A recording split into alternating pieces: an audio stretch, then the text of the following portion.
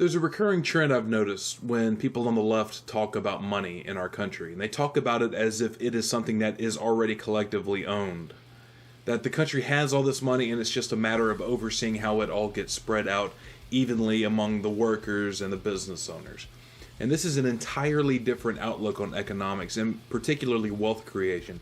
That is a complete 180 opposite from how the libertarian or free market proponents see these issues of wealth and finance.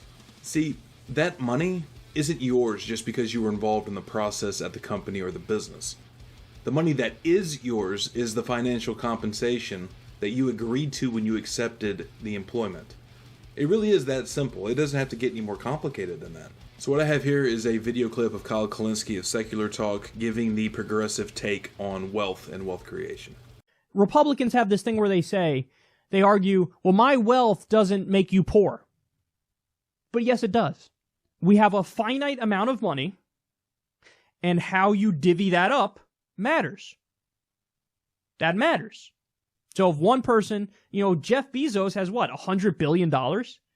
Yeah, his wealth is making a lot of people poor. And the classic example right here is Jeff Bezos. Jeff Bezos is like the boogeyman for these people. So Jeff Bezos of Amazon is obviously extremely wealthy. Therefore, if you yourself aren't, it's because Jeff Bezos and his ilk have hoarded all the dollars. That's what's stopping you from being rich.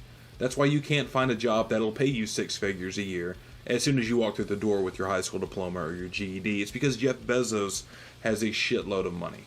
And this is the thinking that I hear this a lot.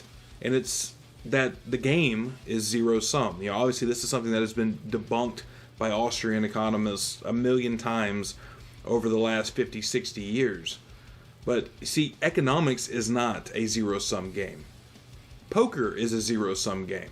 For every round that's played, you have 2 or more players, and you play the game, you make bets, but in the end of each round, there's only one winner. And then at the end of the night, when everybody decides to quit playing cards, there's only one winner. One person comes out on top, everybody else has lost. Everybody else has lost at least some money.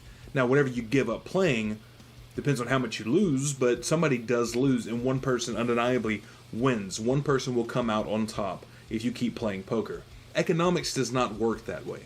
Or at least capitalism doesn't work that way. You're not losing by trading your time and your labor for profit. And I'm not getting into the Marx theory of labor, where like the amount of physical exertion you use is what justifies your compensation.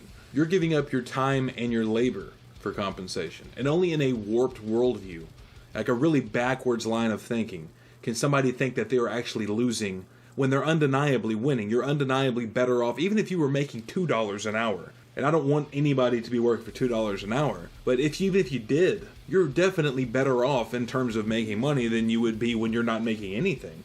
Would anybody deny if you really need money and you're really in a tough spot, is $2 an hour not better than no dollars an hour? So just on the fundamental level of you being employed, you being able to work and trade your labor and your time for some money, you're obviously going to be better off having some money than none. And here's a hard to swallow pill. Any wage that you voluntarily agree to work for is a fair wage. When they talk about, well, these are unfair wages or you can't live off these wages, if you agree to work for a wage, that wage is fair because you've agreed to it. And it could only be considered unfair. The only situations where you could consider that wage unfair is if you weren't allowed to leave to seek new employment that would pay you a higher wage.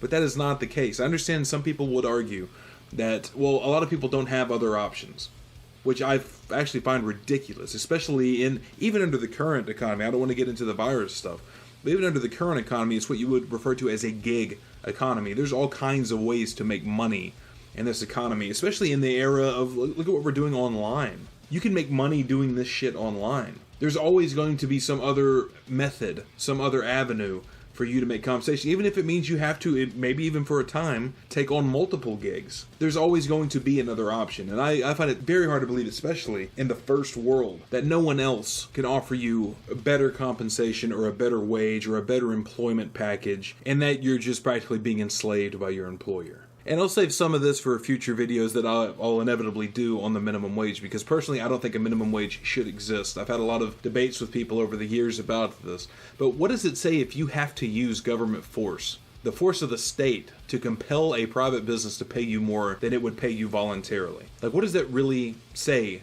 about what you're bringing to the table? Let's put it that way. What are you bringing to the table that you can't find any business out there? It's like the lady that I worked at McDonald's for 15 years. I'm making $8 an hour. I haven't got a raise in the last 8 years.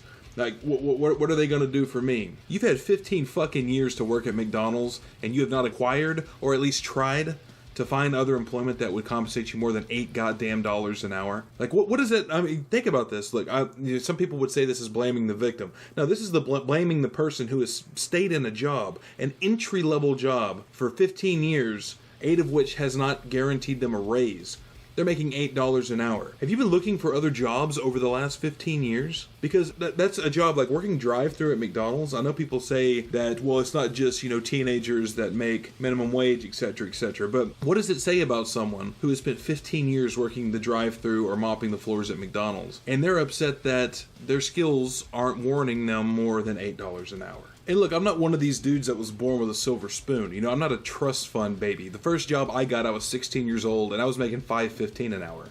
$5.15 is a wage, by the way, those of you who don't live in the United States. The government has since made that wage illegal. So technically, according to the standard now, I was working as a slave back when I was 16 years old. Now, I had several jobs throughout high school and in my late teens where I was making $15.50, $6.90 an hour. I remember I worked at Walmart when I was like 18 in the automotive department, and I was making less than $7 an hour. That's a wage that they consider illegal now. But you know what? The thought process was for me? Man, coming here and working in this oil bay and getting covered in oil, and it's hot and it's sweaty, and I don't fucking like my hours. I really am not liking the pay. You know what I did? I didn't bitch and run to the fucking government and say, well, you need to put a gun to the CEO of Walmart's head and say, raise the wage, motherfucker. No, I left, and I found better employment that compensated me more. Now, I make significantly more than that. Like, I'm not rich. I'm not a 1%er. But this is a possible thing to do. It is possible to better your situation and bring something better to the table that will help you out and make you more money. It's possible to do without the force of the state. And specifically to the point about wage compensation, look, the bottom line is this.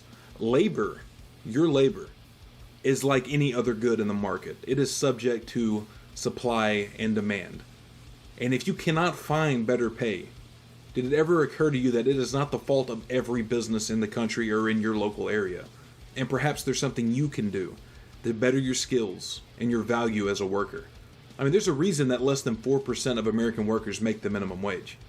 Because if businesses were only going to pay the minimum that they legally are obligated to pay, as progressives have constantly told me over the years, then that wouldn't be the case. And the issue is that people have to look past these popular narratives and dig into these issues with an unbiased mind. And that is the hard path to take. It's very easy to regurgitate talking points, and it's very easy to get locked into a political bubble where you hear these arguments and you keep listening to these same arguments, so you can just kind of dismiss them. You get in a comfort zone. We all do. We get in a comfort zone when we think about these issues. But it doesn't have to be that way. Challenge yourself to this. Even if you come up disagreeing with me, that's fine. But challenge yourself on some of this stuff. Alright guys, I hope you enjoyed that. If you like the message, you can follow me on Twitter at autopsy_87. And if you really like the message, you can toss a few bucks my way at paypal.me/autopsyrants. The links are in the description. It's totally up to you, but all support is appreciated. Thanks a lot, and look forward to more.